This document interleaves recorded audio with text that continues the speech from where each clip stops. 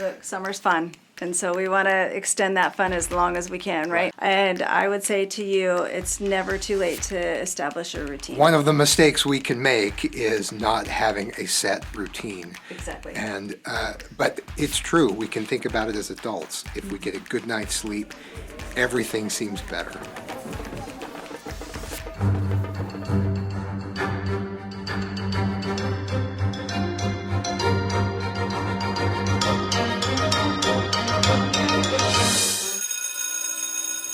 Hello and welcome to the Supercast. I'm your host, Superintendent Anthony Godfrey. Before you know it, the first bells will ring and students will fill the halls, ready for new adventures in the brand new school year. On this episode of the Supercast, we share some tips for parents on preparing kids for a smooth transition back to school. Listen and find out how you can get your students off to a successful start. We're talking today with Stacy Worthen, our counseling consultant here in Jordan School District. Thanks for taking some time. Thanks for having me. After July 24th, everyone starts thinking about school again, and we are ramping up. We're getting ready for another great school year. Talk to me about, from a counselor perspective, what are some of the things that we want to talk with parents about as they help their students prepare for a new school year ahead? Sure, these are exciting times, right? Getting back to school and talking to our kids about how exciting it is to get back to school. So I think the number one thing for parents really to focus on is a really good bedtime routine, because it's evidence-based to be most effective, and it's one of the easiest things we can do as parents. The reason that it works is because you can start 1 to 2 weeks before school starts, and you make sure that your kiddos get at least 8 hours, hopefully 9 to 11. And the reason that it works is because students are a lot more able to, they're better able to focus. So their learning is more focused. It aids in emotional regulation. So when you're well rested, you can emotionally regulate, and it just allows us to really have a lot better interactions with our students and with our kids as parents, right? So if they're well rested, they're just going to be successful overall, and it's something that really works effectively and quickly. I like many years ago, the comedian Stephen Wright said, when people ask, did you sleep well? He says, well, I made a few mistakes. And one of the mistakes we can make is not having a set routine. Exactly. And but it's true. We can think about it as adults. If we get a good night's sleep, everything seems better. Yep. But without a good night's sleep, we want to try to tell ourselves, oh, I needed to stay up. But mostly we're staying up wasting time and that sort of thing. I do know that with my teenager, it can be difficult to set that nighttime curfew early before you absolutely have to. We want to kind of ramp up to the school year by staying up as late as we can and still indulging as late as we can. Well, and it's summer. We're having fun. That's right. Right? And it's still light out. Yeah. And so it really is a hard thing to kind of get established, but really that's the most effective.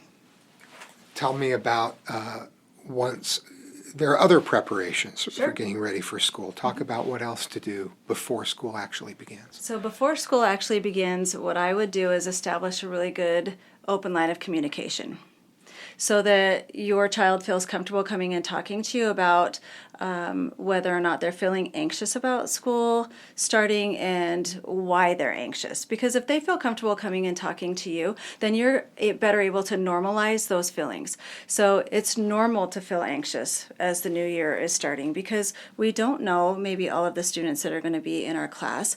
We don't know our teacher. We don't know what those new routines are going to look like. And so if they can come to you as a parent and say, I'm feeling anxious, I'm feeling a little nervous, you can say, you know what, I bet you that a lot of kids are feeling nervous and anxious, and that's okay.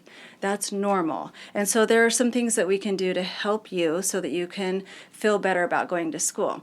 What we can do is we can start developing those routines, okay? Where are you going to put your backpack? Let's get your school supplies and organize that in your backpack. That helps with executive functioning. That helps get them into routine, thinking a little bit about school. And then also, I would communicate positively about school to your child.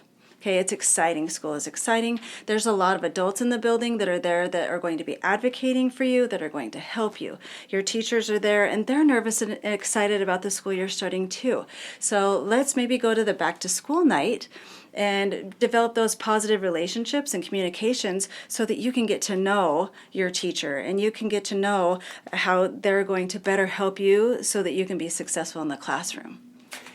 There's an old ad where the principal is the one that doesn't want to go to school. They roll over and they hit the snooze button on the alarm. And I think his wife says, "You're the principal. You have to go to school." Yeah, exactly. I think it is important to help everyone understand that we're all experiencing that. It's a big shift from the summer that we've had. Whatever your summer has looked like, it's going to be a big shift. Yeah.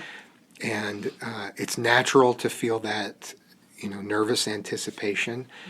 Probably some excitement mixed in, hopefully, as well. Yeah. But preparing earlier and starting to think about it, starting to talk about it, and really being ready will help ensure success in those first few days. Exactly. I know that when I'm getting ready to go somewhere on a trip or even just heading out to an evening obligation, I don't always get ready in advance. It's like, oh, we need to leave in 10 minutes. Okay, now let's scramble. Yeah. And you're saying with the school year, make sure you don't wait till the last minute. Yeah, and you can start developing some routines, like making sure that, we have a good bedtime routine, but also let's start getting up in the morning and what is our breakfast going to look like? Let's maybe practice and drive by the school. Like, this is where your school is, and this is where I'm going to drop you off. And with middle school and high school kiddos, it's really important to actually know where's your locker. Have you practiced the locker combination? Because that causes a lot of anxiety as well. Yeah. And they're getting used to, okay, I have 7 or 8 classes. So where are those classes? Do I know the route? And maybe walking that route before there's hundreds of kids in the hallways, so that your student feels comfortable in that routine as well. So there are some things that you can do to help develop a good routine so that they feel comfortable and you've practiced a little bit and it's not last minute feeling that, oh, I don't really know what I'm doing, and so my anxiety is going to increase. Take care of everything you can while the stakes are low, and then move on from there. Exactly.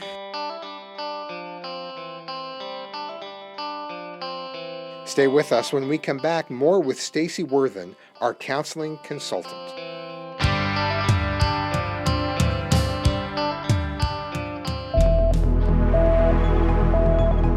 Never miss an episode of the Supercast by liking and subscribing on your favorite podcasting platform. Find transcripts for this episode and others at supercast.jordandistrict.org.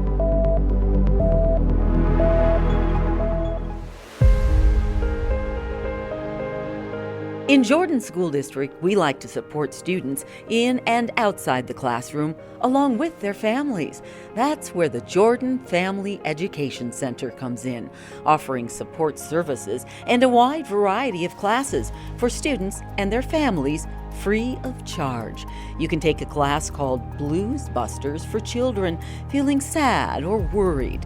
Just Breathe is a class that helps students reduce stress. Or how about a class that supports parents in helping their children make and keep good friends? There are also support groups and free counseling, all provided by Jordan School District school psychologists and counselors. To find out how you can benefit from free family support services offered by the Jordan Family Education Center, call 801-565-7442 or visit guidance.jordandistrict.org. Talk to me about how parents can most effectively communicate with their kids. Are there questions or routines that they can embrace at the end of the day or when their kids come home from school? I know particularly with my oldest son, it was very difficult getting good information from him about how things had gone. I had to structure my questions very carefully because, the cafeteria could have burst into flames and he wouldn't say anything about it just because he doesn't, it's happened, it's over, and there's no need to report on that. So how can you draw out that good information from your child? That's actually a really interesting question, because every child is different. and you as a parent know your children best. And so that's why I think that if you really establish and set a precedent for open lines of communication, you're going to get that really good information, right? For me, I always made it really exciting. How was your day? Let's talk about your day. And so it just became a natural routine for my kids to actually just communicate about what happened. Others, you might just have to say, you know what, I'm really interested in what happened at school today. I would love to hear about it when you're ready to talk to me, and just kind of leave it as that open-ended. Like, Yeah, and talk to me when you're ready. Like, Sometimes I'm they're here. like a wild animal. You just leave a few crumbs and see if they'll get a little closer to where you are. Exactly. And as they approach, then you put down a couple more breadcrumbs. Yes, and then other kids, they're just like, okay, they're going to tell you minute by minute what happened in the day, and that's why if you know your child and how to best communicate, just give them the opportunity to express what's going on, normalize their emotions. Open communication really is the key. Yeah, and normalize the emotions. Let them know that there isn't going to be a value judgment on why you feel the way you do. And it's not that you wallow in that, you help them move forward. Yeah. But I also worry sometimes that I go too much into problem solving mode. They're like, I can't tell Dad because he's going to try to solve it. Sometimes it's just, you just want to be available to hear what's happening and not try to fix it. Well, and that goes to, a lot of times we as parents really want our kids to be successful. And so we've noticed on Skyward, okay, you're missing this math assignment and this English assignment, or you have a low grade in this class. What are you going to do to fix it? And that becomes your everyday conversation. Yeah. And that's when typically you'll see kids shut down, because they get tired of hearing over and over, you're missing this assignment. Whereas, if you sit down at, hey, I noticed that your grades aren't as high as they normally are. I'm interested in what's going on. Maybe we could talk about it tonight at 6. Will you come and talk to me about it? Because I'm worried about you. What can we do to help? I want to advocate. How can we reach out to your teachers and not make it an everyday, this is what we're communicating about. It's more like, okay, let's give you that opportunity to come and talk to me about what's going on, and then we can come up with a plan together. And the situations are different. The every child is different, exactly. and so don't be afraid to try a variety of approaches. The same approach, just more loudly, doesn't always work, as I can attest. So, tell me, where do counselors come in to the picture? How are counselors partners with parents in helping students be successful at school? So counselors are always advocating for our students. And so you can bring a counselor in at any given point. All you have to do is reach out to them. If you're concerned about grades, attendance, if you're worried about classes, never hesitate to call and schedule an appointment to come in and talk to the school counselor, because they can come up with a lot of different coping strategies, skills, options for you as parents and for your student, to really kind of look at and cater to how do we best advocate so that we can best meet your child's needs. So I would always be proactive in reaching out. Also be a little bit mindful of the beginning of the school year with schedule changes. Give them a little bit of time to get back to you, but always be proactive in reaching out to them, because that's their job. They're there to advocate for your child. And parents, of course, in the Utah State Constitution and in the heart of every educator in Jordan District, we know parents are the primary source of education for students. We know that we're partners with them, and we want to have that great relationship built where parents see us as a resource and we're genuine partners in providing a great education for students that meets those individual needs that you were talking about. Now, I talked with family members who have kids in the district, and one admitted to me that she doesn't always read the emails that come out. We send the parent squares, we send information, and sometimes it can feel like a lot of information, especially after the 24th of July and the time leading up to the start of school and in the first couple of weeks. There's information that comes out from counselors, and you talked about class changes for those secondary students. Talk to me about the messages coming out and the importance of being aware of and taking time to absorb that information that's going out. Yeah, so it's always a busy time because as we all know, as students are starting their new schedules, they're finding that maybe the class doesn't meet their educational goal. Like for example, maybe your child wants to be a chef and they are in foods 2 and they need foods 1 first. And there are things that come up like that with scheduling. And so counselors really are focused in making sure that kids have the best schedules that meet their students' needs. It takes time though because there are a lot of students, so make sure that you're paying attention to those emails that are coming out, the parent squares, because it will tell you your school's process for schedule changes. Every school has a little bit different process, and so you want to make sure that you're aware. It could be that they're going to pull your child down. It could be that you need to fill out a Google sheet. It could be that you need to call, make an appointment, or you just need to email the schedule change that's requested, and they'll get to that as quickly as they can. But it does take a little bit of time. Usually within the first 5 days of the school year, the schedules are taken care of for the most part. And what I try to tell parents when they have a question is really start with the counselors, start with the school. Yes. And really our hope is that we can customize the schedule and our offerings just so that we get just the right combination for your child. And we have a lot of options. We have the Cheesecake Factory menu, not the In-N-Out menu, although I like both of them very much. So we do try to offer a wide range of opportunities. We've talked a lot about secondary. Talk to me about the counselor role at the elementary level. It's a new role. The board made that a priority and provided funding to make that possible. I think it's something that has really set us apart as a district, giving that support to our families, to students, and to the employees in the school.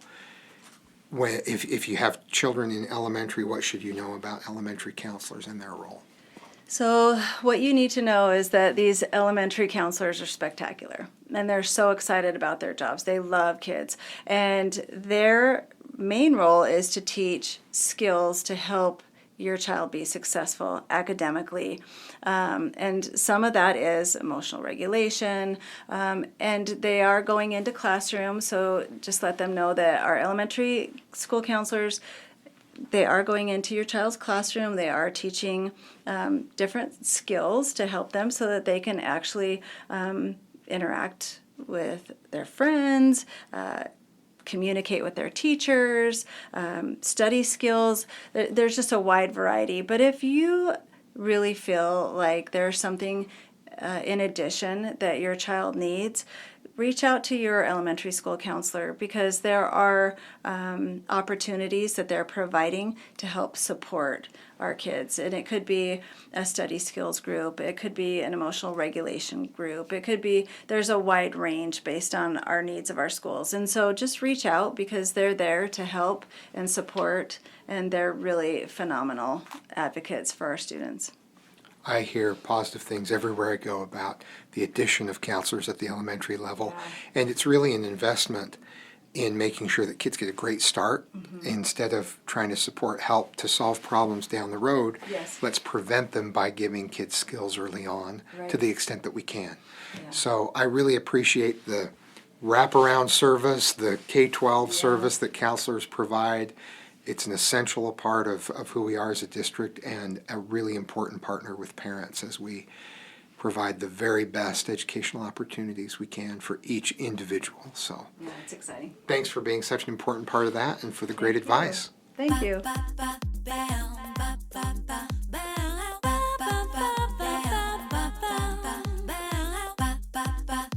Thanks for joining us on another episode of the Supercast. Remember, education is the most important thing you will do today. We'll see you out there.